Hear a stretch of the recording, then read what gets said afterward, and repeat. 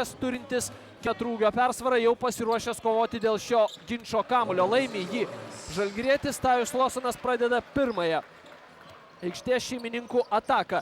Tai jau antrasis mačas Žalgirio naujoje arenoje, vieningoje lygoje. Nugalėjo čia žalgiriečiai paskutinėje akistatoje šeimininkus. Tiesa, reikia grįžti į gynybą. Ir lygoje dar vieną šansą žalgiriečiams įsiveržti į priekį. Delninkaitis subrendė mesti. Tomas Delninkaitis 9 taškus. Po pratęsimo turėjo pripažinti Ispanijos klubo pranašumą. Šiandien antrųjų šansų suteikti varžovams. Pelno 8.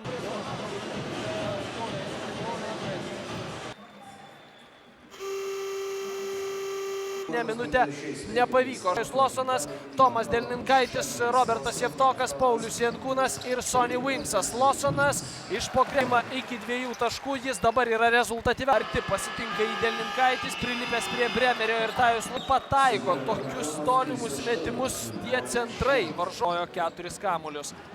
Klaida. Ir čia jau lengvi taškai. Pabaigoje rungtynių. Po to galima skyrė ypatingą dėmesį Robertui Jevtokui.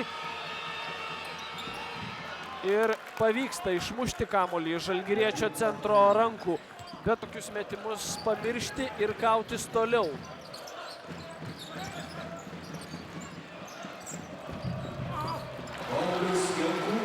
Pavyksta Žalgirio kapitonui, šiaip ne taip.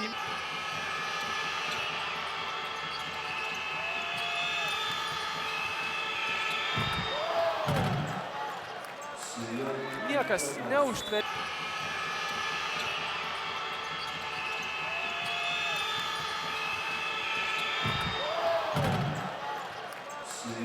Niekas neužtveria kelio. Robertas Jevtokas buvo prie tritaškio, apeina į Antonovą. Taip yra, bet taip yra. Ir viskas baigėsi netaiko tolimą metimą. Minutės pertraukėlės, prašo 45 sekundės. Ir vėl. Dabar jau Jevtokas buvo arčiau krepšio, bijodamas to, kad varžovas